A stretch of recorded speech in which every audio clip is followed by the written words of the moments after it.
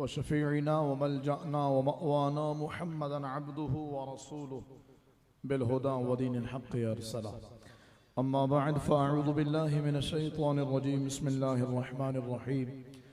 फ़क़द क़ाल अल्लाहु तआला फ़िल कलामिल मजीद वल फ़ुरक़ानिल हमीद। बिस्मिल्लाहिर रहमानिर रहीम। बलिल इंसानु अला नफ्सिही बसीरा वलौ अलक़ा मआज़ीरा। क़ाल अल्लाहु तआला फ़ी शानि हबीबिही इन्नल्लाहा व मलाइकतहु युसल्लूना अलन नबी या अय्युहल्लज़ीना आमनू सल्लू अलैहि व सल्लिमू तस्लीमा। अल्लाहुम्मा सल्लि अला सय्यिदिना मौलाना मुहम्मदिन मअदिनिल जूदि वल करम व अला आलिहि व सहबिहि व बारिक व सल्लिम सल्लु अलैहि। यह आयत दुरूद मैंने आपके सामने पढ़ी है और इस आयत दुरूद के सुनने वाले पर दुरूद पाक पढ़ना वाजिब हो जाता है। और आज की शब तो वैसे ही बड़ी बाबरकत इसलिए भी है कि रसूल खुदा इमामुल अंबिया सल्लल्लाहु अलैहि वसल्लम ने फरमाया कि और दिनों में तुम्हारा सलाम पहुंचाया जाता है, लेकिन शबे जुमा और रोज़े जुमा जो तुम मुझ पर सलाम पढ़ते हो वो मैं खुद सुनता हूँ। डायरेक्ट बारगाह मुस्तफ़ा तक उम्मती की रसाई है। दूर व नज़दीक के सुनने वाले वो कान लाले करामत पे लाखों सलाम, इस यकीन के साथ कि हम यहाँ से पुकारें वहाँ वो सुने। मुस्तफ़ा की समाअत पे लाखों सलाम। एक बार अकीदत के साथ, मैं नहीं कहता बुलंद आवाज से, मैं नहीं कहता चीख कर, मैं नहीं कहता मुझे सुनाइए, लेकिन अकीदत के साथ ऐसे कि दिल, आंखें, ज़बान हर एक महबूब की बारगाह में अकीदतों का खिराज पेश कर रही हो। दुरूद पाक पढ़िए। अल्लाहुम्मा सल्लि अला सय्यिदिना व मौलाना मुहम्मदिन मअदिनिल जूदि वल करम व अला आलिहि व सहबिहि व बारिक व सल्लिम व सल्लु अलैहि। मौलाया सल्लि व सल्लिम दाइमन अबदा अला हबीबिका खैरिल खल्क़ कुल्लिहिम। या रब्बि बिल मुस्तफ़ा बल्लिग़ मक़ासिदना वग़फ़िर लना मा मज़ा या वासिअल करमी। या अकरमल खल्क़ मा ली मन अलूज़ु बिही सिवाका इंदा हुलूलिल हादिसिल अममी। फ़इन्न मिन जूदिका दुनिया व दर्रतहा व मिन उलूमिका इल्मल लौहि वल क़लमी। सुम्मा रिज़ा अन अबी बकर व अन उमर व अन अली व अन उस्मान ज़िल करमी। रब्बि सल्लि व सल्लिम दाइमन सरमदा अला हबीबिका खैरिल खल्क़ कुल्लिहिम। ली खम्सतुन उत्फ़ी बिहा हर्रल वबाइल हातिमा अल मुस्तफ़ा वल मुर्तज़ा व बनाहुमा वल फातिमा। क्या बात रज़ा उस चमनिस्ताने करम की, क्या बात रज़ा उस चमनिस्ताने करम की। ज़हरा है कली जिसमें हुसैन व हसन फूल। मज़राए चिश्त बुखारा ओ इराक़ व अजमेर। कौन सी किश्त है जहाँ बरसा नहीं झाला तेरा। नबवी में अलवी फसल बतूली गुलशन, हसनी फूल और हुसैनी है महकना तेरा। मेरी किस्मत की कसम खाएं सगाने बगदाद, हिंद में भी हूँ तो देता रहूं पहरा तेरा। राज किस शहर में करते नहीं तेरे खुद्दाम, और बाज किस शहर से लेता नहीं दरिया तेरा।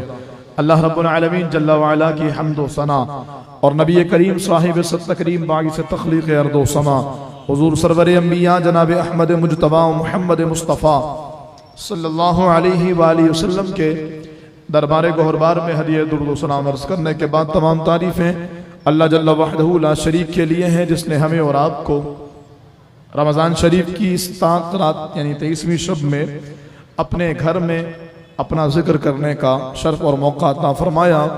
और जहाँ बहुत सारी बरक़ात माह रमज़ान की और ताक़रातों के हवाले से है, वहीं बुज़ुर्गों का एक कौल मिलता है कि अगर कभी 5 रातें यानी इन ताक़रातों में से कोई रात शब जुमा हो जाए तो इस बात के इम्कानात बढ़ जाते हैं कि वही रात शब क़द्र। इसलिए कि शब जुमा वैसे ही बाबरकत है, शब जुमा को वैसे ही फजीलत मिली है। और आप जानते हो, मैं दोबारा अर्ज़ करूँ, इसी मिंबर से मैंने एक मरतबा बताया भी था कि शब जुमा को बरकतें मिलने का जो सबब अकाबिरीन ने बयान किया है, फरमाया उसका सबब यह है कि नूरे मुहम्मदी इसी रात जनाब अब्दुल्लाह रदी अल्लाह ताला के पुश से जनाब माँ सय्यदा आमना रदी अल्लाह ताला अन्हा के शिकम अथर में मुंतकिल हुआ था। तो अल्लाह ने इस रात को इसलिए बाबरकत बनाया है कि यह रात हुजूर के नूर के मुंतकिल होने की रात है। इस तनाजुर में अगर आप देखिए तो शब जुमा बाबरकत और शब जुमा में रमज़ान और रमज़ान में फिर ताक़रात, तो बहुत ज़्यादा इम्कानात हैं कि आज शब क़द्र हो। लेकिन मैं ये नहीं कह रहा कि आज ही शब क़द्र है। और अगर आज किसी को यकीनी तौर पर भी लगे कि शब क़द्र है, तो किसी ने बड़ी खूबसूरत बात कही है कि 5 चाबियां अगर किसी के सामने रखी हैं और उसको कहा जाए इन 5 चाबियों में से एक चाबी किसी बड़े खजाने की है तो वो पांचों ट्राई करेगा या एक को ट्राई करके छोड़ देगा? अब ये आपके ऊपर है। यकीनन अक्लमंद और ज़ी-शऊर पांचों को ट्राई करेगा कि ये नहीं, ये नहीं, ये नहीं। और जब पांचों को इस्तेमाल करने का इख्तियार है तो फिर एक क्यों, फिर दो क्यों, फिर तीन और चार क्यों, पांचों। बल्कि लैलतुल जायज़ा में भी जाइए कि वो जिस रात रसूलुल्लाह सल्लल्लाहु अलैहि वसल्लम ने खास तौर पर वो हदीस पाक बयान फरमाई कि अल्लाह ताला आज की रात मजदूरों को मजदूरी अता फरमाता है। वो इंशाअल्लाह हम भी अपनी मस्जिद में लैलतुल जायज़ा का प्रोग्राम भी करेंगे अल्लाह ने चाहा तो खास उस रात जब शब ईद उल फित्र होती है तो अल्लाह की क्या क्या रहमतों, बरकतों और कैसी अनवार का नुज़ूल होता है कि रमज़ान तो चला गया लेकिन रहमतों से महरूम नहीं किया, बल्कि जाते जाते भी ईमान वालों को भर भर के रहमतें देकर गया। तो इंशाअल्लाह इस सिलसिले को भी रखेंगे। लेकिन आज जो रात है, मैंने अर्ज की कि बुजुर्गों के एक अपना तजर्बा या अपनी राय है, फरमाते हैं कि जब ताक रातों में कोई रात शब जुमा आ जाए तो फिर इम्कानात इस बात के बढ़ जाते हैं कि फिर वही रात शब कदर हो। तो खुश नसीब हैं जो आज की रात बरकतें समेट रहे हैं। अल्लाह हम तमाम को हकीकी मानों में शब कदर दे और उसकी बरकतों से अल्लाह मुस्तफीज़ होने की तौफीक अता फरमाए। जो आयत करीमा मैंने आपके सामने पढ़ी है उस पर कुछ गुफ्तगू करने से पहले एक खूबसूरत वाक़या और अपने मौजू से मुताल्लिक एक हिकायत जिसे किसी ने नकल किया है, और इस बात की तायीद के साथ कि हो सकता है कोई फर्जी वाक़या हो, लेकिन इसके बाद जो आने वाला सबक है वो हमारी आज के मौजू से मुताबिकत भी रखता है और कुरान करीम की आयत करीमा भी उसी के मुताबिक अल्लाह रब्बुल आलमीन ने बयान फरमाई है, वो भी उसी से मुताबिकत रखती है। सिलसिला यूँ है कि एक मरतबा एक ऑफिस में जब लोग सुबह सुबह काम करने पहुँचे तो उस ऑफिस में वहाँ के नोटिस बोर्ड पर एक तहरीर लगी हुई थी कि ऑफिस के एक अहम तरीन बंदे का इंतकाल हो गया है जिसका ताल्लुक आप में से हर किसी के साथ है। कॉन्फ्रेंस हॉल में पहुंचिए, वहां पर उसकी बॉडी रखी है और हर एक को आखिरी दीदार कराया जा रहा है। आप में से हर एक फिलफौर कॉन्फ्रेंस रूम पहुंचे ताकि उसका दीदार किया जा सके। लोग लाइन बना करके कॉन्फ्रेंस रूम पहुंच गए और हर एक इस बात पर परेशान और हैरान भी था कि तो इंतकाल हुआ, फिर मेरा करीबी, और फिर यहाँ वो सारे चेहरे मौजूद हैं जो मेरे करीबी हैं, तो मरा कौन है, इंतकाल किसका हुआ है। और फिर इतना एहतमाम के घर बता दिया जाए, घर भेज दिया जाए, यहाँ तो उसकी बॉडी को यहीं बुला लिया गया और यहीं कॉन्फ्रेंस रूम में रख कर दिखाया जा रहा है। बॉस भी मौजूद है और तमाम तर जो लवाजमात होते हैं, जो अफसरान होते हैं, वो सारे मौजूद है। मरा कौन है, हर एक हैरान और परेशान शशोपन का शिकार है। लेकिन अजीब बात देखी गई है, जब लाइन में लग करके लोग वो चारपाई कह लीजिए, डोली कह लीजिए, खाट कह लीजिए जिस पर बॉडी रखी होती है, जब लोग वहां पहुंच रहे हैं और झुक करके उसका चेहरा देख रहा है तो चेहरा देखते साथ ही हवास भागता हो जा रहा है। यानी हर एक देखने वाले के देखने के बाद के एक्सप्रेशंस ऐसे हैं कि जैसे वाकई इसका बड़ा करीबी था, जैसे इसका बड़ा अहम था, जैसे इसका बड़ा ही करीबी और इसका बड़ा वाबस्ता और इससे बड़ी ताल्लुक रखने वाला बंदा था। बड़ी अजीबोगरीब सूरत हाल थी। पूरे कॉन्फ्रेंस रूम में खामोशी थी और हर एक जो देख चुका वो हैरान और परेशान खड़ा था, और जो देखने के लिए लाइन में लगा है वो इस बात की जुस्तजू में है और वो इस बात की सोच में है और इस बात पर वो बड़ा अपने आप को मुस्तरिब पा रहा है कि देखो तो सही आगे है कौन।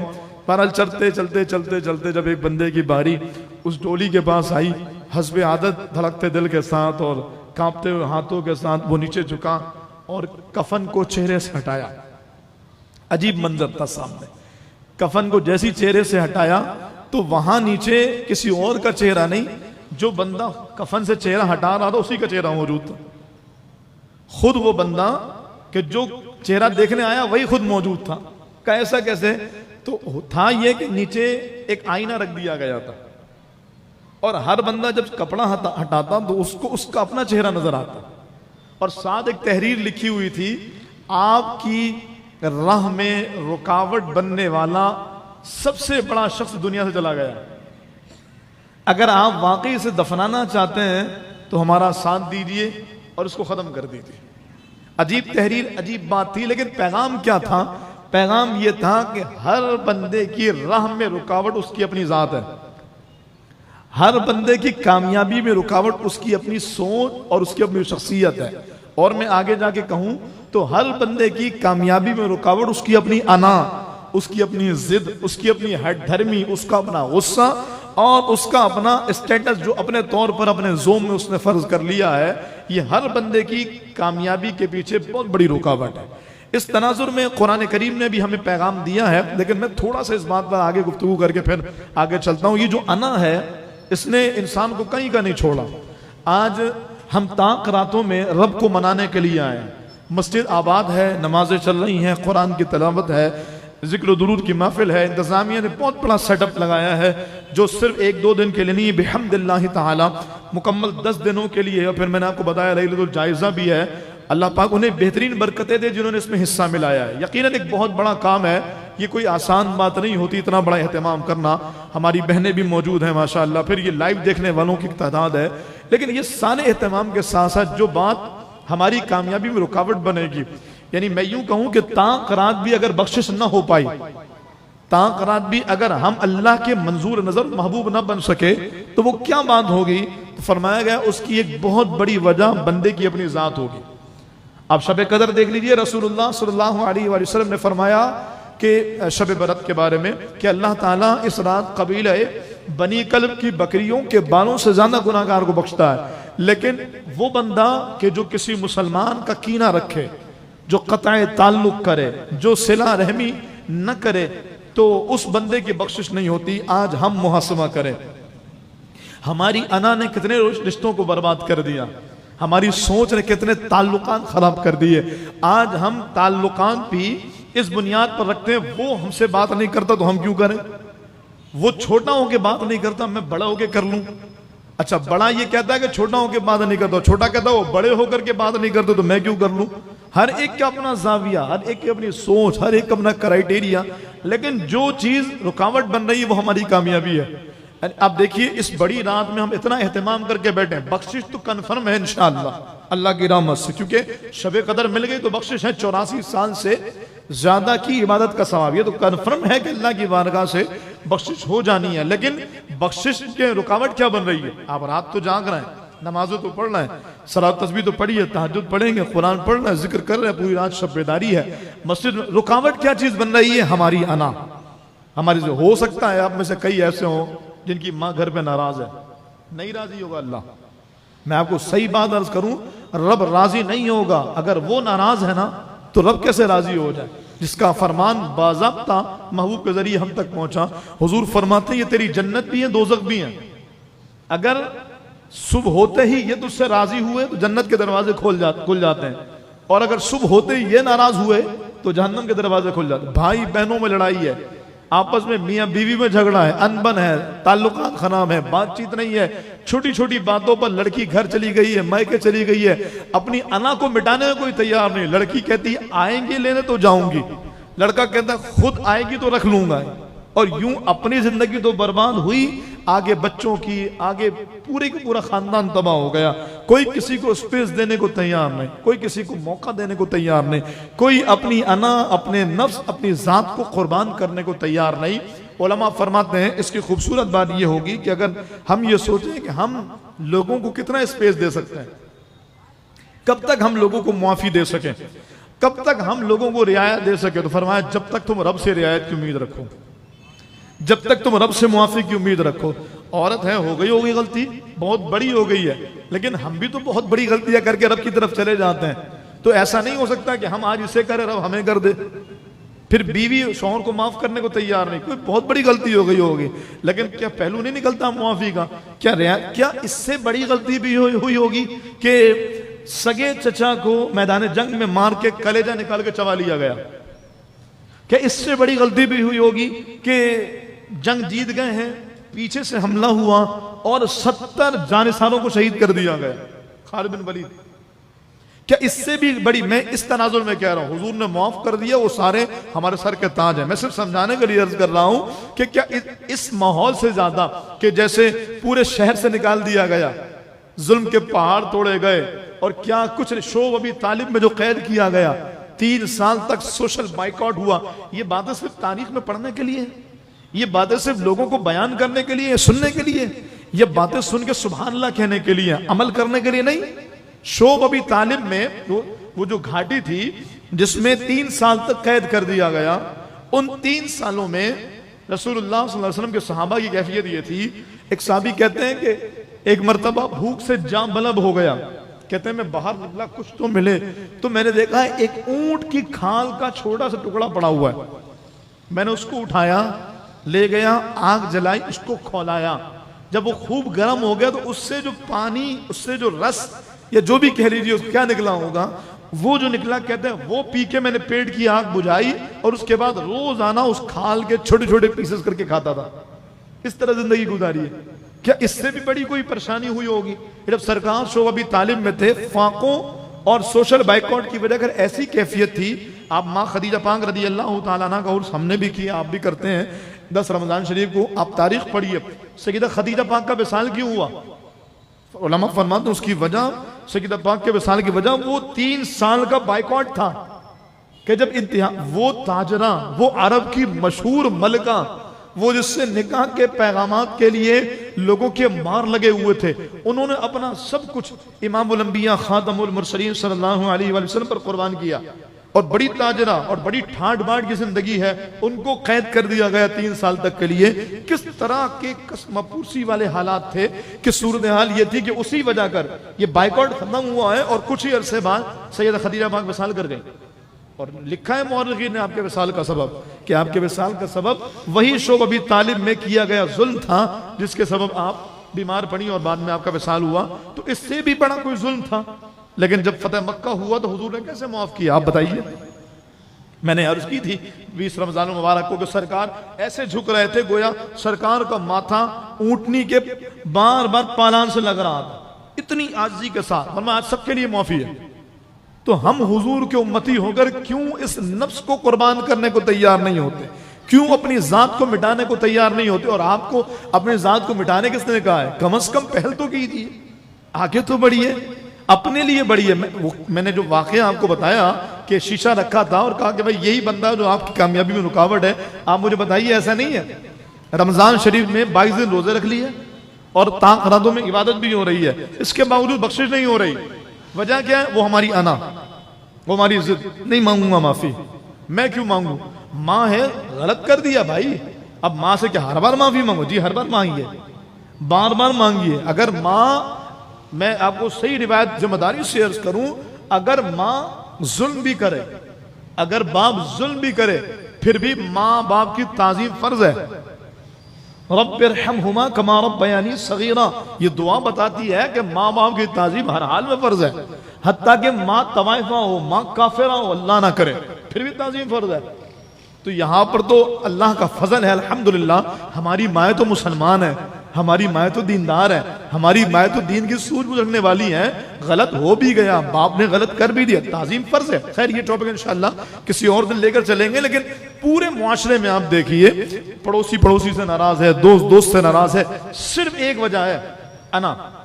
मैं क्यों करूं, मैं कैसे कर लूं, मैं ही क्यों करूं, मैं ही क्यों आगे बढ़ूं। बस इस मैंने हमें कहीं का नहीं छोड़ा, इस मैंने सब कुछ तबाह करके रख दिया है। इसलिए जरूरत समर की है कि अपनी कामयाबी की राह में बनने वाली इस रुकावट यही मैं को फना किया जाए। मिटा दे अपनी हस्ती को अगर कुछ मर्तबा चाहे कि दाना खाक में मिलकर गुले गुलजार होता है। तो एक तरफ तो ये अपना नफ्स है, अपनी मैं है, अपनी जात है। अच्छा, फिर कुरान ने जिस तरफ हमें मूव किया और कुरान ने हमें जिस तरफ रहनुमाई की है, वो भी बड़ी निराली सोच है। अल्लाह फरमाता है बलिल इंसानु अला नफ्सिही बसीरा, इंसान अपनी जात के बारे में सबसे ज्यादा जानता है। वलो अलका मआज़ीरा, और अगर से वो इस अपनी जात को बचाने के लिए हीले बाने करता रहता है, लेकिन इंसान सबसे ज्यादा अपनी जात के बारे में जानता है। क्या मतलब है? यानी मैं किसी को माफ करने को तैयार नहीं, जबकि मैं अगर अपने आप के बारे में सवाल करूं तो मैं किस जगह पे खड़ा हूं, मेरी अपनी सोच क्या है, मेरी खलवतें कैसी हैं, मेरी तन्हाइयां कैसी हैं, मेरी रातें कैसी हैं, मैं लोगों के साथ कैसा रवैया रखता हूं, मेरा लोगों से मिलना जुलना कैसा है, मैं लोगों के बारे में क्या सोच रखता हूं। कहा गया कि उस शख्स का नाम बताइए, आप तमाम से उस शख्स का नाम बताइए कि जिसके बारे में आप सबसे ज्यादा जानते हैं। तो फरमाया गया वो शख्स आप खुद ही हैं। जितना ज्यादा आप अपने बारे में जानते हैं, इतना ज्यादा आपके बारे में कोई भी नहीं जानता। आप मुझे बताइए ना, अगर मैं कोई नेक काम करता हूं, दुनिया देख रही है ये नेक काम कर रहा है, ये परहेजगारी कर रहा है, ये मुत्तकी आदमी है, लेकिन उस नेक काम के पीछे मेरे दिल में क्या चल रहा है ये तो कोई नहीं जानता। इस नेक काम पर जो मेरी अपनी सोच है उस पर किसको आ गई है, कोई नहीं। रब वो तो यकीनन खालिक है कायनात है। मैं आम इंसानों की बात करूं तो नेक कामों में हमारे कामों पर किसको आ गई है, कौन वाकिफ है, कोई भी नहीं। गुनाहों के काम पर किसको आ गई है, कोई नहीं जानता। तो अल्लाह फरमाता है बलिल इंसानु अला नफ्सिही बसीरा, बल्कि इंसान अपनी जान का सबसे ज्यादा इल्म रखने वाला, अपनी जात के बारे में सबसे ज्यादा जानने वाला है। तो फिर याद रखिए एक बंदा वो जो खुद मैं हूं अपनी जात के बारे में जानने वाला, और एक मेरे बारे में जानने वाला वो है जो खालिक कायनात है, जो अलीमुम बिदात सुदूर है। तो फिर जब हम नेकियों के मामले में मामलात हों, इबादात हों, अखलाकियात हों, किसी भी एतबार से अगर हम अपने आप को देखते हैं तो अगर हम किसी भी जगह पर दो नंबरी करना चाहें, हम जानते हैं हम क्या कर रहे हैं और रब जानता है ये क्या कर रहा है। इसलिए अपने आप को, अपने नफ्स को, अपनी मैं को इस मामले में अल्लाह ताला की रजा के ताबे कीजिए, अल्लाह ताला की मर्जी के ताबे। मैंने दो अलग बातें नहीं की, अना को कुर्बान करना और अपने नफ्स को अल्लाह के ताबे करना, दोनों एक ही बात है। अल्लाह के ताबे करेंगे तो कुर्बान खुद ब खुद हो जाएगी, अल्लाह के ताबे करेंगे तो कुर्बान यकीनन होकर अल्लाह ताला की मर्जी वाले काम करेगी। फिर अल्लाह फरमाता है इंसान अपने आप को बचाने के लिए हीले इख्तियार करता है। आप देखिए, मैं बस चंद मिसालें आपके सामने सवाल से अर्ज करूं। एक बंदा है रमजान में रोजे नहीं रखता, वो डॉक्टर के पास गया और जाके कहता डॉक्टर साहब मैं शुगर का मरीज हूं, सिर्फ मिसाल दे रहा हूं शुगर की, दीगर और कोई मर्ज हो उसकी बात करें, मैं फला मर्ज का जो है ना वो शिकार हूं, डॉक्टर साहब मैं रोजा नहीं रख पाता। डॉक्टर ने कहा नहीं यार ये तो कोई मसला ही नहीं है, इसमें तो आप रोजा रख सकते हैं। नहीं डॉक्टर साहब मेरी हालत शाम तक ऐसी हो जाती है कि अब मैं मर जाऊंगा। अच्छा हैरत की बात है, अच्छा ये टेस्ट करवा लें। डॉक्टर ने टेस्ट दिए, टेस्ट के बाद दोबारा आया बंदा, डॉक्टर ने कहा भाई रिपोर्ट तो सारी क्लियर है, फिर आप रोजा के, वैसे हमारे यहाँ कोई डॉक्टर है भी नहीं इतनी तहकीक करेगा, अगर आप कहते नहीं रख सकते, हाँ हाँ अच्छी बात, कोई बात नहीं भाई, इस्लाम ने रियायत दी नहीं रखो, इस्लाम ने छूट दी नहीं रखो। तो इस्लाम ने छूट दी है, लेकिन अल्लाह फरमाता है अलका माज़ीरा, इंसान अपने बारे में खुद ब खुद बहाने बनाता है, जबकि खुद जानता है कि मैं रख सकता हूं ये नहीं रख सकता। और इसी के मुतालिक हुजूर ने फरमाया कि जब किसी मसले में फंस जाओ ना तो अपने आप से पूछो, अपने नफ्स से पूछो, अपने दिल से पूछो कि बताओ मसला दुरुस्त क्या है। दिल ऐसा मुफ्ती है, अगर वाकई ये अल्लाह ताला का खौफ रखता होगा ना तो गलत नहीं बताएगा।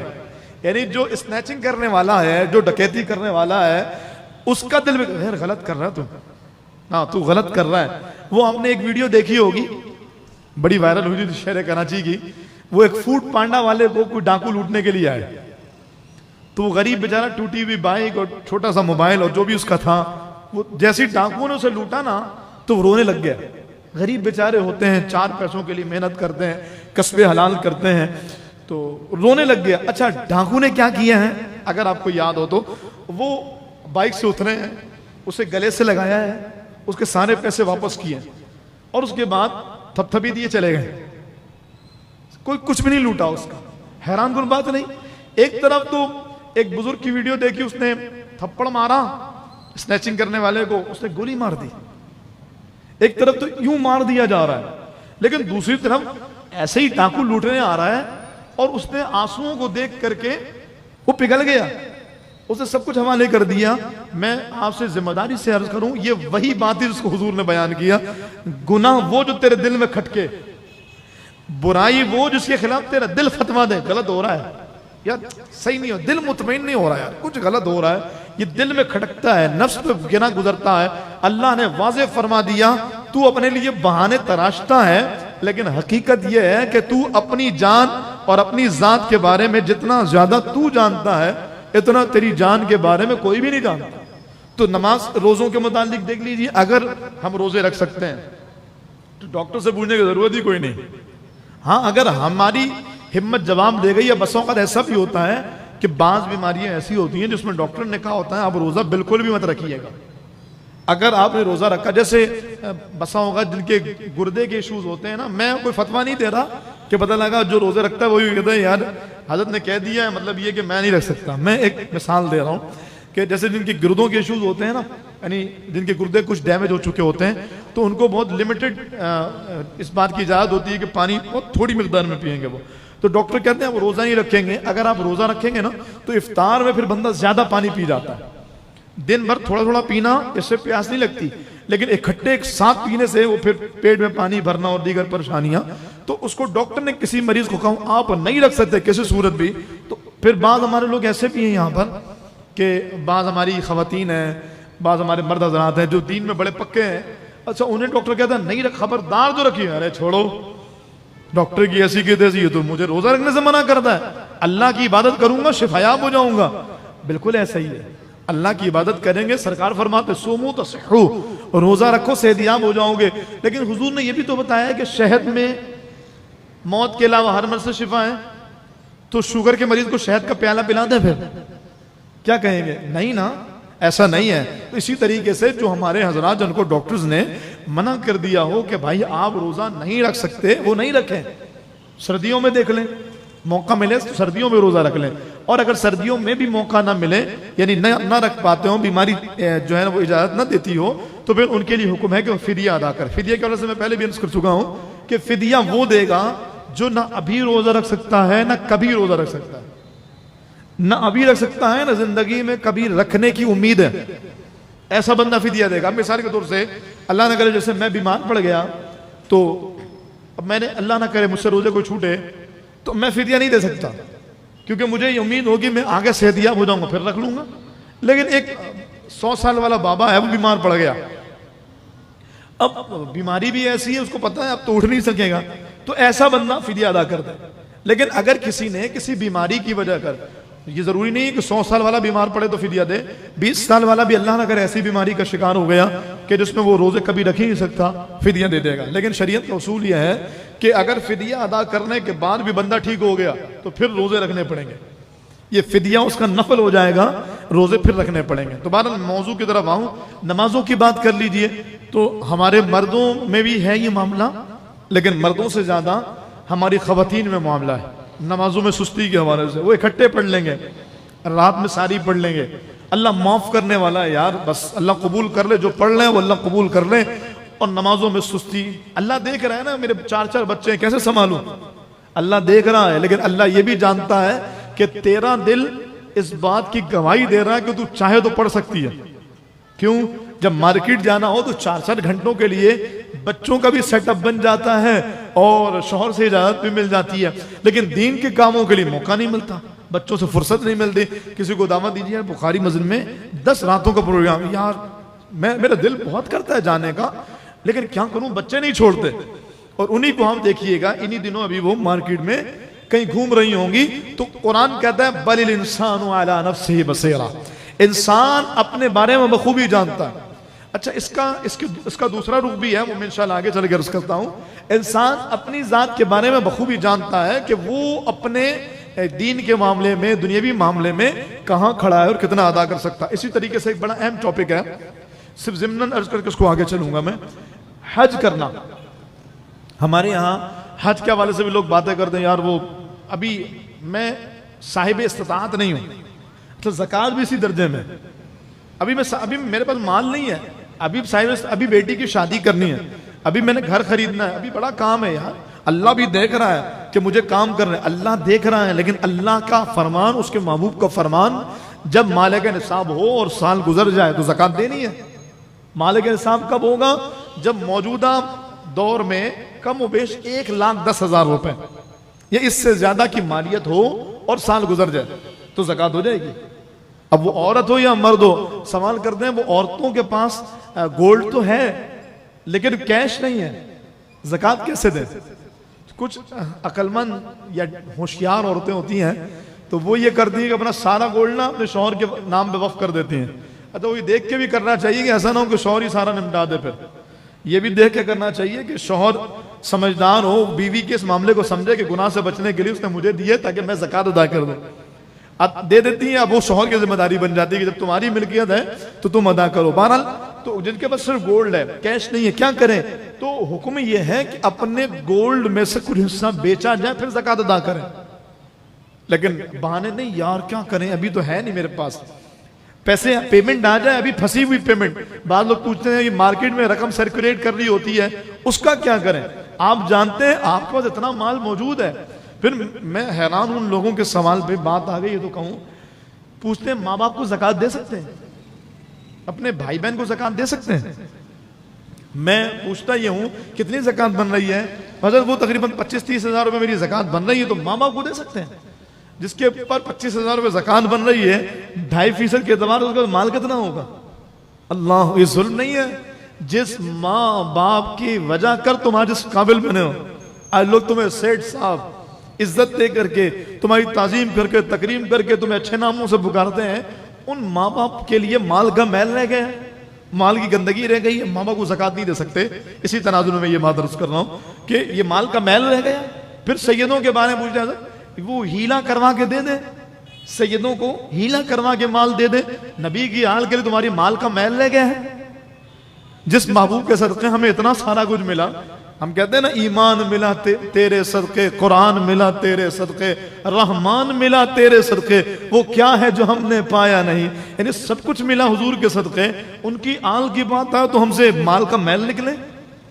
और ये सरकार की बात है, तंबीह है, सैयदों के लिए ज़कात नहीं है। एक मरतबा ज़कात का माल आया हुआ था, रखा हुआ था। इमाम हसन छोटे थे रज़ी अल्लाह ताला, उन्होंने खजूर उठाई, मुंह में दबा ली। अल्लाह अकबर। सरकार ने मुंह में उंगली डाली और निकल कख कख, और सरकार अलैहिस्सलाम ने उन्हें तंबीह फरमाई, कहा बेटा ये माल का मैल है, ये हमारे लिए नहीं है, तो सादात के लिए माल का मैल नहीं। तो ये इस तनाजुर में अर्ज कर रहा हूँ कि हम देख लें यार कि कहीं ऐसा तो नहीं कि हम अल्लाह उसके रसूल की बारगाह पकड़े जाएं। कितना माल होने के बावजूद आले मुस्तफ़ा को छोड़ दिया। नबी की आल भूखी थी, नबी की आल फाकों में थी, इतना माल होने के बावजूद तेरी माँ भीख मांगती थी।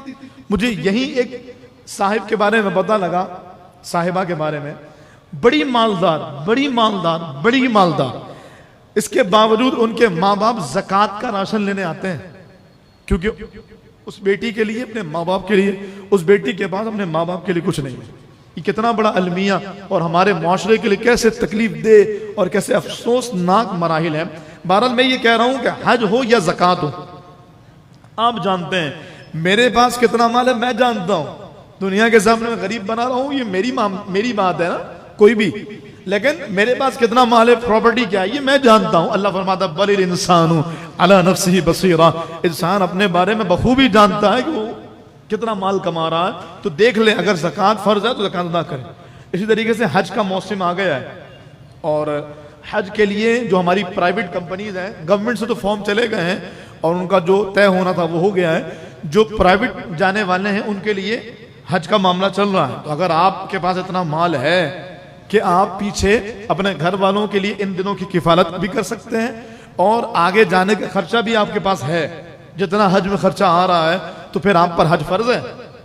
और अगर इसके बावजूद आप नहीं करते तो कुरान का फरमान, अल्लाह के हबीब का फरमान, सरकार सल्लल्लाहु फरमाते हैं, जो फर्ज होने के बावजूद हज ना करे वो यहूदी होके मरे या ईसाई होके मरे। अल्लाह बेनियाज है, फरमाए अल्लाह गोया अल्लाह ताला उससे अपना जिम्मा उठा लेता है, उस पर उसके ईमान पर मरना इस बात के लाले पड़ जाते हैं। इसलिए जरूरत है कि हम अपने मामलात का जायजा लें और खुद देखें कि हम कहां पर हैं। हमारे यहाँ इन सारे मामलात में जब बयान किया जाता है ना तो एक जवाब देते हैं, वो बड़ा रहीम है यार, वो माफ करने वाला है। ये बिला वजह में डराते हैं, ये लोग डराते, ये मौलवी डराते ज्यादा है, ये सख्ती ज्यादा। दीन में इतनी सख्ती थोड़ी है, दीन में बड़ी रियायत, अभी नहीं करो अगले साल कर लो, अगले साल नहीं अगले साल कर लो भाई। एक साहब ने मुझे कहा 5 साल तक चांस होता है हज करने का। मैंने कुरअंदाजी थोड़ी तो 5 साल तक चांस होगा। मैंने कहा भाई 5 साल तक नहीं होता, मैं जिम्मेदारी से अर्ज करूं, आप कम कह रहे हैं। हज अगर फर्ज हो जाए तो आपके पास 5, 10, 15, 20 साल नहीं, लाइफ टाइम का चांस होता है। मरने से पहले एक बार कर लीजिए, लेकिन मसला ये है कि मरेंगे कब ये पता ही नहीं है ना। अगर ये पता हो तो फिर तो मसला कोई नहीं, फिर तो आखिरी साल कर लीजिए, आप पे जिम्मा हट जाएगा, लेकिन मरेंगे कब ये पता ही नहीं। इसी तरीके से ज़कात का मामला है, तो अपने बारे में ये कह देना, नेकियों के मामले में, इबादत के मामले में सुस्ती करके, यार अल्लाह जो बड़ा रहीम है, अल्लाह बड़ा बख्शने वाला, वो बड़ा करीम, वो बख्श देता है, वो ये सब थोड़ी देखेगा हज किया नहीं किया, ज़कात दी नहीं दी, वो ये थोड़ी देखेगा नमाज पढ़ी नहीं पढ़ी। अच्छा, वो ये सब नहीं देखेगा तो अपने महबूब को क्यों भेजा उसने? हुजूर ने क्यों फरमाया सल्लू कमा रायतुमूनी, नमाज ऐसे पढ़ो जैसे तुम मुझे देखते हो। सरकार ने क्यों कुरान क्यों उतरा, सरकार ने क्यों खुतबा हिज्जतुल विदा के मौके फरमाया ए लोगों क्या मैंने तुम तक अल्लाह की सारी अमानत पहुंचा दी? साहबा ने कहा या रसूलल्लाह पहुंचा दी। फरमाया गवाह हो? कहा गवाह है। कौन सी अमानत थी?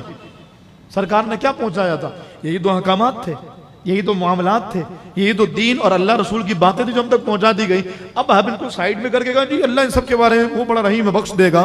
तो मुझे बताइए माँ से ज्यादा इस दुनिया में मेहरबान कौन होता है? बाप से ज्यादा इस दुनिया में शफीक कौन होता है? कोई नहीं। लेकिन इसके बावजूद कल सुबह अखबार देखिएगा, उस अखबार के अंदर ना एक सफ़ा होता है जिसमें आंख नामे का एक कॉलम होता है और तवील फहरिस्त होती है जिसमें अम्मा अब्बा खुद अपने बच्चे को अपनी जायदाद और अपने तमाम तर मामला से आंख कर रहे होते हैं, निकाल बाहर कर रहे होते हैं। क्यों? उस माँ को उस बाप को प्यार नहीं है, तो फिर माँ बाप आंख क्यों कर रहे हैं? तो फरमाया गया कि एक वक्त आता है कि जब हिम्मत जवाब दे जाती है, एक वक्त आता है जब माँ जैसी मेहरबान भी हाथ उठाकर बद्दुआ करने लग जाती है। एक वक्त आता है जब बाप की बर्दाश्त भी खत्म हो जाती है। मैं ये तो नहीं कहूंगा कि मादल रब की बर्दाश्त है, वो तो बेनियाज है, लेकिन ये जरूर कहूंगा कि दुनिया की मिसालें हमें बताती हैं कि जहां पर ये ज़वात मेहरबान है वहीं ये अपनी औलाद को आंख भी कर देते हैं। बल्कि आपने देखा होगा कई बार माँ अपने बच्चे को गिरफ्तार करवा देती है, बाप अपने बच्चे को गिरफ्तार करवा देता है। क्यों? मेहरबान नहीं है, कहा है लेकिन तंग आ गया है। इसी तरीके से अल्लाह का मामला यह है कि अल्लाह ताला बड़ा मेहरबान है। यकीनन वो बगैर अमल पे भी बख्शने पे कादिर है, वो बगैर किसी काम के बख्शने पे भी कादिर है।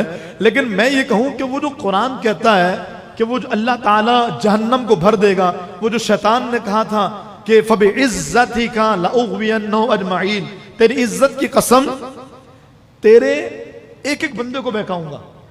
तो अल्लाह ने क्या फरमाया? लअमलअन्ना जहन्नम मिनका व मिम्मन तबिअक, मैं जरूर जहन्नम को भर दूंगा। किससे? तुझसे भरूंगा और जो तेरी पैरवी करेंगे। मेहरबान तो है वो, इससे तो इनकार ही कोई नहीं, लेकिन ये फरमान भी उसी मेहरबान का है। लअमलअन्ना जहन्नम मिनका व मिम्मन तबिअका मिनहुम अजमईन, उस सारों से जहन्नम को भर दिया जाएगा। फिर जहन्नम कहेगा हल मिन मजीद, क्या और भी है, क्या और भी है, क्या और भी है।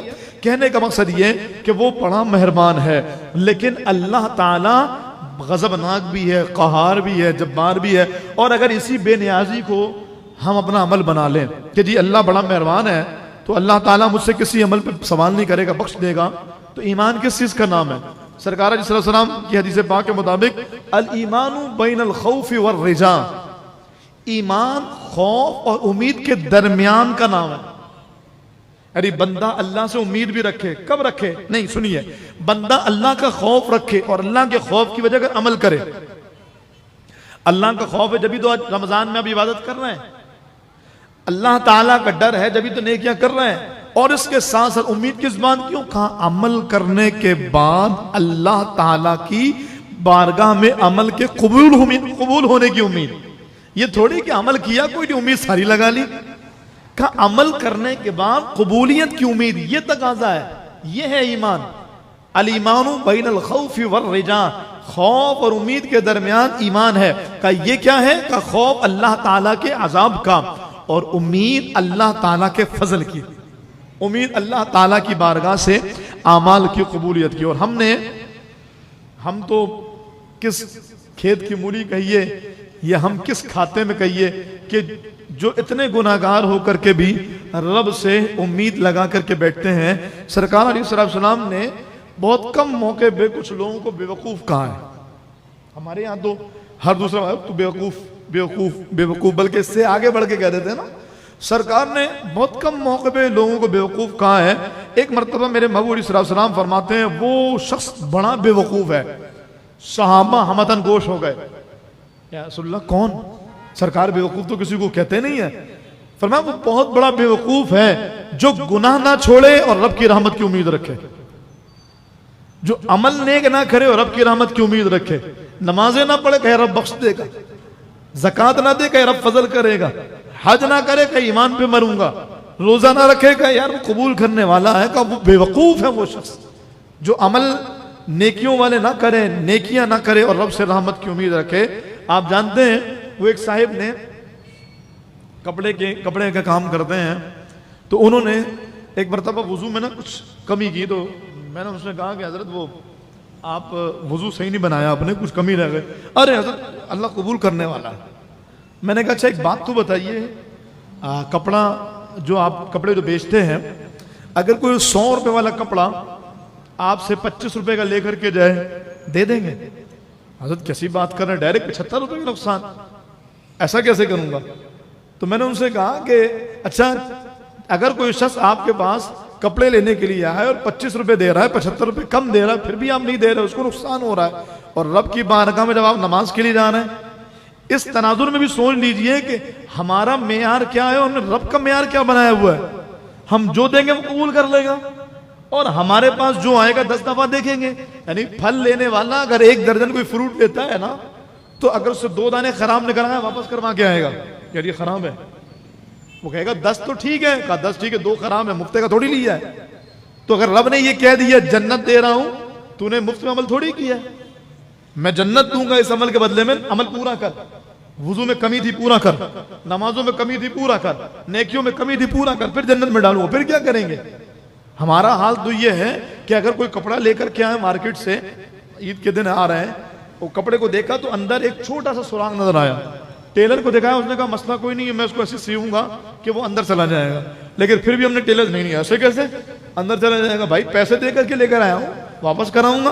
भाई वापस करो ये, क्या यार छोटा सा तो है, छोटा सा बड़ा सा हूँ, कपड़े का पैसे दे रहा हूँ, कोई ऐसा थोड़ी कि मुफ्त में लेके जा रहा हूँ। हम अपना मेयार ये रखें कि छोटा सा सुराग जो नजर भी ना आए, छोटी सी खराबी फल की जो अहमियत भी ना रखे, उसकी वजह कर वापस करवाएं।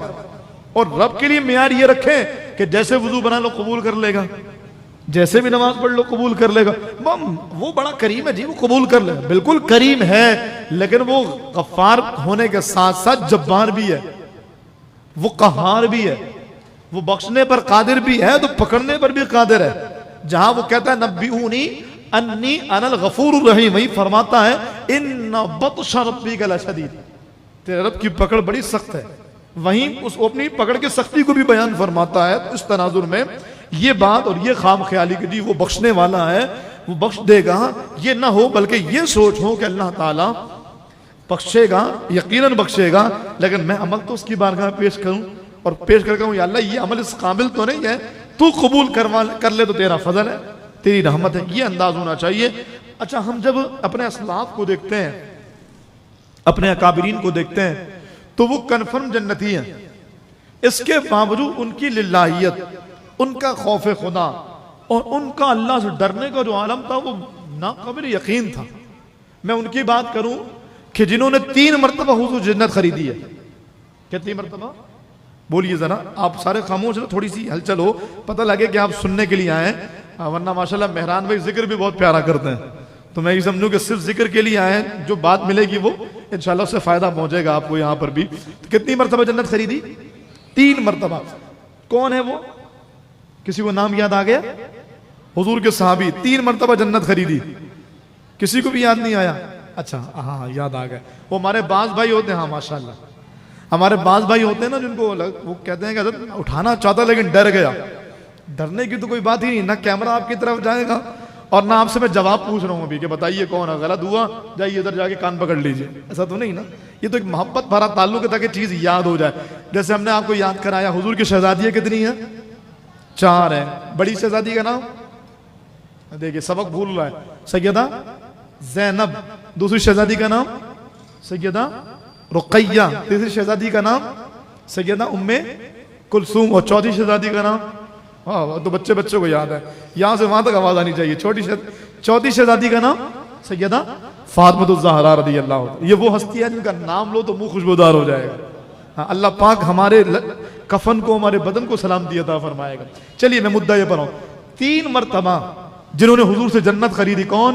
जनाब उस्मान गनी रज़ियल्लाहु ताला। अल्लाह अकबर, अल्लाह, कमाल के सहाबी।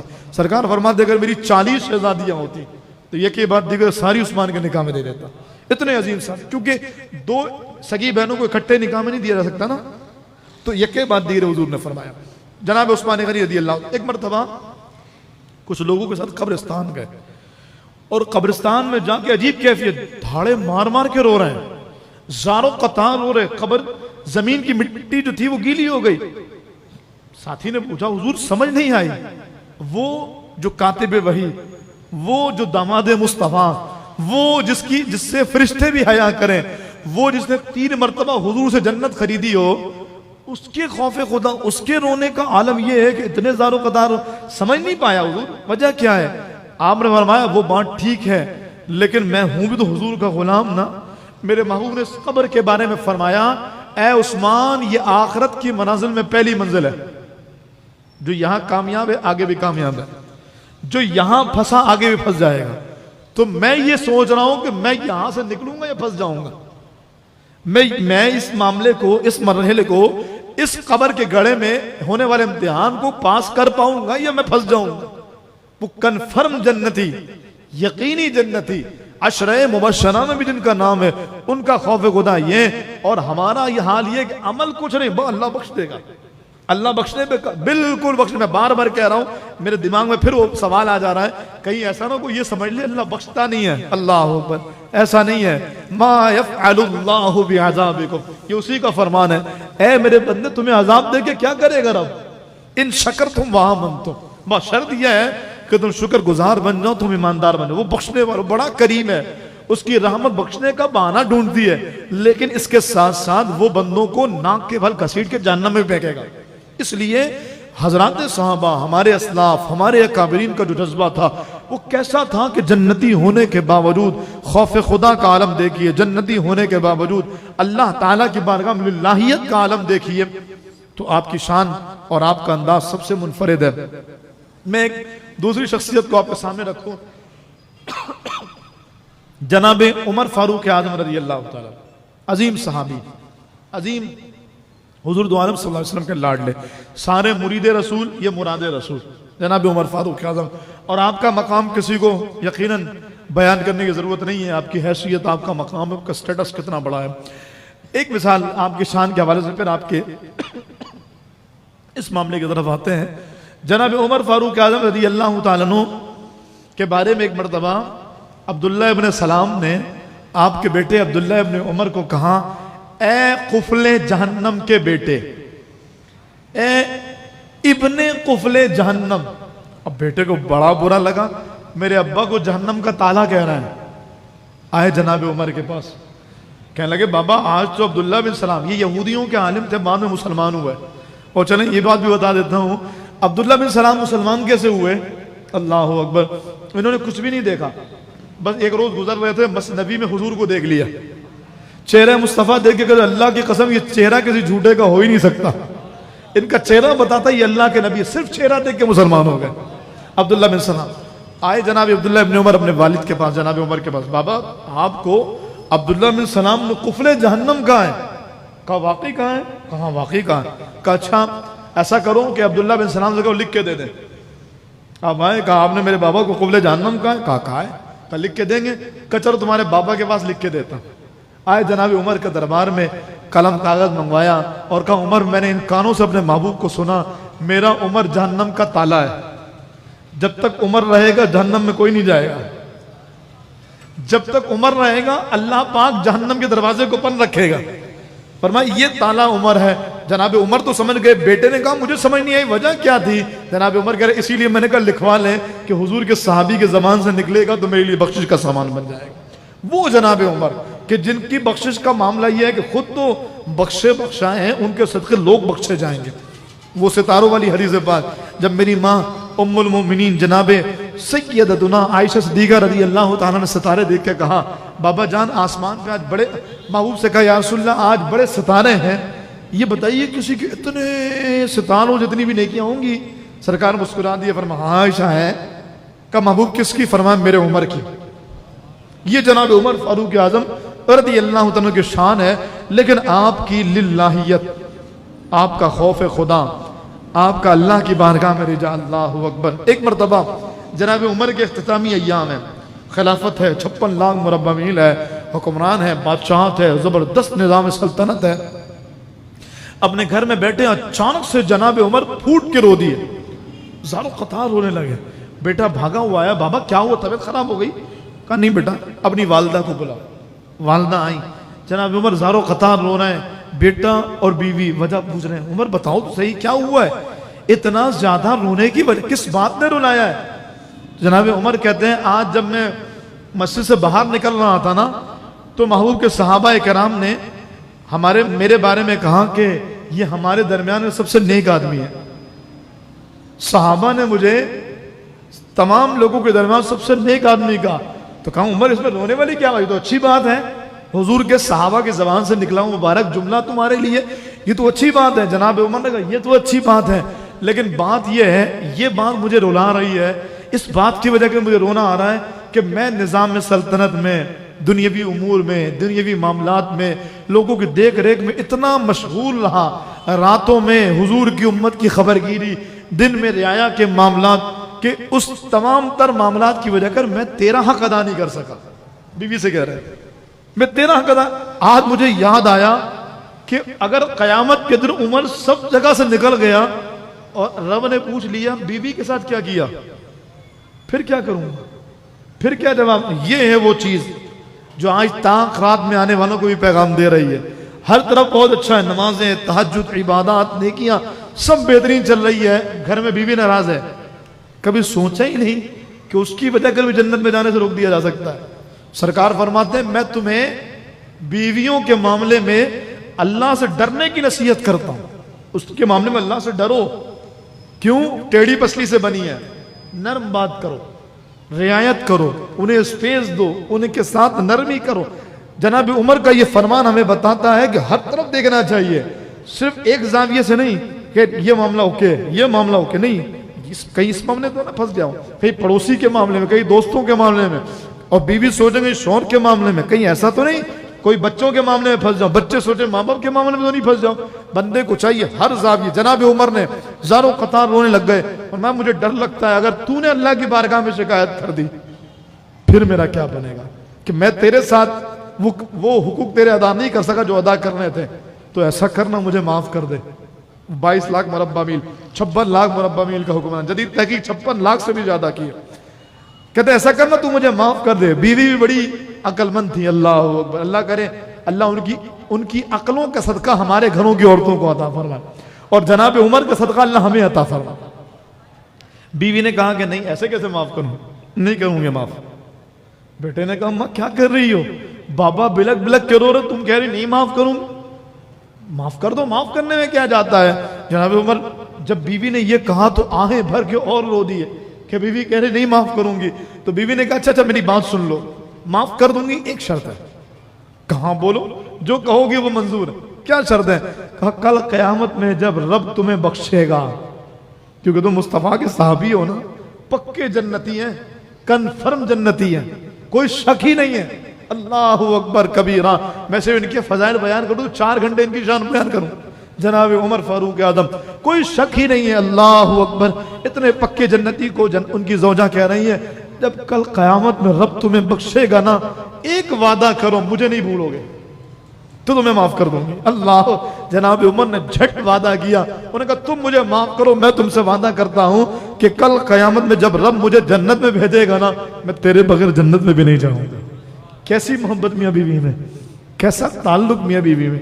शौहर घर से निकलना हो, बीवी हाथ पकड़ ले, कहां जा रहे हो? नमाज पढ़ने। अच्छा, खुद जन्नत में जाओगे, मुझे भूल जाओगे? ये दुआ करना ना अल्लाह मुझे भी जन्नत में भेजे, ये दुआ करना ना हम दोनों साथ जन्नत में रहे। काश कभी ऐसा माहौल भी घर का हो जाए, बीवी नमाज पढ़े, शौहर आके कहे मेरे लिए भी दुआ करना ना, अल्लाह मुझे भी तुम्हारे साथ जन्नत में रखे। कैसी मोहब्बत बढ़ेगी, कैसी अपनाइयत बढ़ेगी, और फिर अल्लाह ताला कैसा खुश होता। रब तो इस बात से भी खुश होता है, अल्लाह अकबर, कि जब शौहर अपने हाथ से निवाला बनाए और अपनी बीवी के मुंह में डाले। हमारे यहाँ दुनिया भर की औरतों पर नजर, दुनिया भर की औरतों के साथ आना जाना, बीवी के साथ कोई बैठे भी तो शर्म, लोग क्या कहेंगे बीवी के साथ, लोग क्या कहेंगे। भाई बीवी के साथ बैठे ही है ना, बीवी के साथ खाना ही खा रहा है ना दस्तरखान पर। हमारे यहाँ कुछ लोग इज्जत नहीं, हम इज्जतदार लोग हैं, बीवियां साथ नहीं बैठती। वो इज्जतदार लोगों के साथ ही बीवियां बैठती हैं भाई, जो इज्जतदार नहीं होते उनके साथ कोई और बैठती हैं। हमने पता नहीं बीवी को क्या क्या समझ रखा है, कुछ बीवी नहीं, आज तक हमारी दादी नानी बोलती कभी शौहर के साथ नहीं बैठना। कौन सी दादी ने? कुरान तो, अल्लाह का हबीब और अल्लाह का दीन तो ये बताता है कि जब मियाँ बीवी एक दस्तरखान पे खाते हैं अल्लाह उन पर रहमत की नजर फरमाता है। और हम कहें मियाँ बीवी साथ नहीं बैठना, गलत बात। ये कैसी औरत है शौहर के साथ जा रही है, शौहर के साथ बैठी है तो अपने शौहर को छोड़ती नहीं, चिपकी रहती है। उस शौहर से न चिपके तो क्या चिपके। एक बात अर्ज कर रहा हूँ, ज़िम्नन ये बात कही है तो मामला ये है कि हमें इस तरफ भी गौर करना चाहिए। जनाब उमर फारूक आजम रज़ी अल्लाह तआला के अंदाज को भी देखना चाहिए कि आपका अंदाज कितना प्यारा और आपका एक एक मामले पर देख रेख का अमल कितना। बस एक बात और गुफ्तगू को इख्तिताम की तरफ। हुजूर के साहबी जनाब सलमान फारसी, बड़ा अजीम नाम, सरकार फरमाते सलमान मिन्ना अहलुल बैत। मैं जनाब सलमान फारसी के रोजे पर गया, इनके रोजे पर भी ये हदीस पाक लिखी है, सलमान मेरा घर वाला है। सुभान अल्लाह। एक बार सुभान अल्लाह बोलेंगे 1000 बार सुभान अल्लाह कहने का सब, फिर जुम्मे के दिन 70 से मल्टीप्लाई कर दें। हाँ, ये जुम्मे के दिन का सवाब है। आप पता नहीं क्यों सुस्त बैठे हैं, पता नहीं कुछ और सोच के बैठे हैं। सलमान फारसी रज़ी अल्लाह तआला अन्हु ये फारिस के थे और इन्हीं की औलाद में से इमाम आजम अबू हनीफा हैं। सरकार ने फरमाया था इसकी औलाद से अल्लाह एक ऐसा नौजवान पैदा करेगा कि अगर इल्म औदे सुरैया यानी सबसे बुलंद सितारे पर भी पहुंच जाए तो वो इल्म को वहां से लेकर आ जाए। मुहद्दिसीन ने लिखा इससे मुराद नौमान बिन साबित यानी मेरे और आपके इमाम। कौन इमाम? बच्चे की पैदाइश से पहले से लेकर कब्र में उतरने तक के सारे मामलात वो जो इस इमाम आजम ने हमें हुजूर की उम्मत तक पहुंचाए, वो इमाम आजम सलमान फारसी की औलाद में से वो सलमान फारसी। कभी इंशाल्लाह इनकी जिंदगी के मुतालिक भी अर्ज करें कहाँ कहाँ रहे और कैसे कैसे करके बारगाह मुस्तफ़ा तक पहुंचे। सलमान फारसी रज़ी अल्लाह तआला के विसाल का वक्त आया, सहाबाए किराम साथ हैं, आप ज़ारो कतार रो रहे हैं, जोर जोर से रो रहे हैं। सहाबाए किराम ने पूछा सलमान किस बात पर तुम्हें रोना आ रहा है, किस बात पर तुम इतना रो रहे हो? अल्लाह के रहमत पर उम्मीद रखो। कहते हैं मुझे एक बात पर रोना आ रहा है कि मैं हुजूर का गुलाम हूं। अगर कल क़यामत में हुजूर ने पूछ लिया कि सलमान तू मेरा गुलाम था, इतना माल क्यों जमा किया?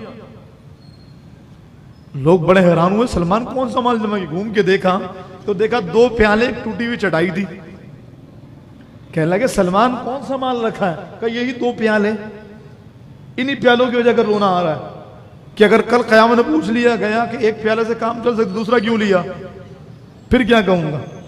अब उनका खौफ खुदा देखिए। मैं ये नहीं कह रहा कि माल जमा करना हराम, मैं ये भी नहीं कह रहा कि आसाइशें सहूलियात जायज तरीके से बनाना जायज हराम।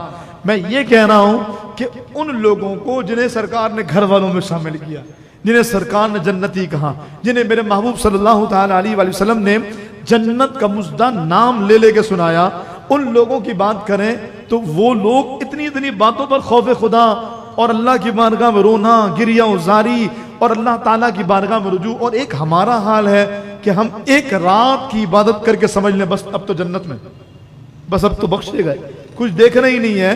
तो बस उस बात की तरफ आ जाइए और गुफ्तगू खत्म करूं। बलिल इंसानु अला नफ्सिही बसीरा, इंसान अपनी जान के बारे में, अपने बारे में बखूबी जानता है कि वो कहां खड़ा है। आइए आज अपनी जात का, अपने नफ्स का, अपनी जान का एहतिसाब करें। कहीं ऐसा तो नहीं कोई एक जाविया, कोई एक जिहद, कोई एक काम, कोई एक रिश्ता ऐसा है कि जहां कुछ कमी हो रही है, जहां कुछ कोताही है। सब कुछ बहुत अच्छा चल रहा है, रमजान के सारे रोजे, सारी तरावियां, इबादत, तहज्जुद, शब बेदारियां, ताक़रात सब चल रही हैं। कोई एक चीज मिसिंग है जिसकी वजह का जन्नत में जाने से रोक दिया जाए। अगर जन्नत में जाने से रोकने की बात आए तो आप कहें कि इतनी इबादत करने के बाद भी कोई रोका जाए, तो सुनिए उस शख्स का वाक़या आप जानते होंगे कि जिस बंदे ने जिंदगी भर दिन में रोजे, रात में इबादत, जिंदगी भर यही मामूला, मरने के बाद किसी ने ख्वाब में देखकर पूछा भाई कैसी गुजरी? कहा रब ने बड़ा करम किया, सारी नेकियां कबूल फरमा ली, सारी इबादत कबूल फरमा ली, लेकिन अब तक जन्नत में नहीं गया हूं। कहा क्यों? कहा वो एक मर्तबा अपने पड़ोसी के तिनके को लेकर ख्याल कर लिया था, जब से मरा हूं यही सवाल है, पहले तिनके को का हिसाब दे फिर जन्नत में जा, पहले उस तिनके को माफ करवा फिर जन्नत में जा। एक तिनके पे पकड़ लेने वाला आज तो कोई देखता ही नहीं, हजारों हजार लाखों लाख हड़प कर लिए जाते, रिश्तों के रिश्ते तबाह कर दिए जाते हैं, अपनी अना की खातिर रिश्ते बर्बाद कर दिए जाते हैं, खानदान के खानदान तबाह कर दिए जाते हैं। कोई पुरसान हाल नहीं। आइए एहतसाब की रात ये एहतसाब करें, कहीं कोई ऐसा अमल, कहीं कोई ऐसी नेकी, कहीं कुछ ऐसी चीज हमसे मिस तो नहीं हो रही जिसके सब इतनी सारी इबादत, इतनी सारी नेकियां और इतने सारे नेक आमाल करने के बावजूद हमसे अल्लाह की रहमत दूर हो, हम जन्नत में जाने से रोक दिए जाएं। अल्लाह पाक हमें नेकियों से महरूम कर दे। अल्लाह करे आज की रात के सदक़े अल्लाह पाक हमें बेहिसाब बख्शे। हम तो ये कहते ही नहीं ना या अल्लाह ये नमाज है अब बख्श दे, नहीं नहीं नहीं। हम ये कहते ही नहीं ये रोजे हैं बख्श दे, नहीं। हम ये कहते ही नहीं या अल्लाह ये ताक रात की इबादत अब बख्श दे। हम कहते अपने फजल से बख्श दे। हमें अदल करे थे थर थर कम्मन, फजल करे थे बख्शे जावन। प्यारे महबूब अलैहिस्सलाम के सरकार इस्लाम का फरमान बताता है अल्लाह के फजल के बगैर तो कोई जन्नत में जाएगा ही नहीं। तो हम कहते हैं या अल्लाह ये तो कुछ भी नहीं, बस तू अपने फजल से बख्श। लेकिन जहां कमी है ना उसको पूरा कर दीजिए, इंशाअल्लाह वो बड़ा करीब है, वो गुनाहों पे पकड़ेगा नहीं, वो गुनाहों पर मलामत नहीं फरमाएगा। जो हो चुके हैं रब दरगुजर फरमाएगा। पहल कीजिए, जो रिश्तेदारियां, जो ताल्लुकात जहां अनबन है आगे बढ़िए। पता नहीं आगे कितनी सांसें हैं, कितने दिन। मरने के बाद तो हर कोई अच्छा हो जाता है, मरने के बाद तो हर कोई, किसी ने कहा ना यहाँ तो अच्छा बनने के लिए मरना पड़ता है। तो मैं नाम नहीं लूंगा वरना ऐसे बहुत सारे नाम हमारी नजर में आ रहे हैं जो मीडिया पर्सन भी थे, बहुत सारे लोग थे जिनको लोग पता नहीं क्या क्या कहा करते थे मरने के बाद। वो भी यार हीरो था हमारा, वो तो हमारा हीरो था यार, वो तो हमारा आइडियल था। तो ऐसे हमारे बारे में लोग कहेंगे और ऐसे उनके बारे में हम कहेंगे जिनसे हम आज मिलना नहीं चाहते। इसलिए इन दूरियों को ख़त्म कीजिए, आगे बढ़िए, मोहब्बतों को अपनाइए, अल्लाह उसके रसूल सल्लल्लाहु अलैहि वसल्लम की रज़ा वाले काम कीजिए और ताक़रातों की बरकतें हासिल कीजिए। शब जुमा है, बड़ी बाबरकत और बड़े ही मुक़द्दस लम्हात और अय्याम हैं। और शब जुमा और बल्कि यूँ कहूँ कि ताक़रात के बारे में एक वजीफ़ा है जिसके मुताल्लिक़ कहा गया कि अगर कोई ताक़रात को ये वजीफ़ा पढ़े तो गोया उसने शब कदर को पा लिया। तो वो मैं आपको वजीफ़ा पढ़ाता हूँ, आप भी पढ़िए ताकि अल्लाह पाक हमें उस ताक़रात का सवाब भी अता फरमाए। अस्सलातु वस्सलामु अलैका या रसूलल्लाह,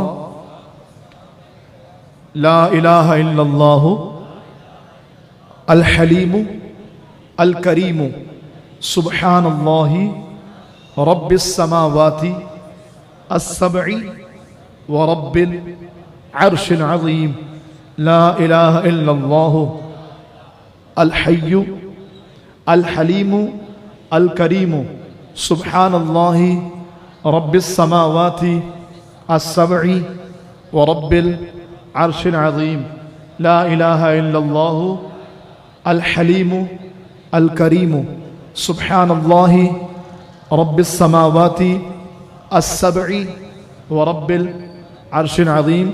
अस्सलातु वस्सलामु अलैका या खातमन नबिय्यीन।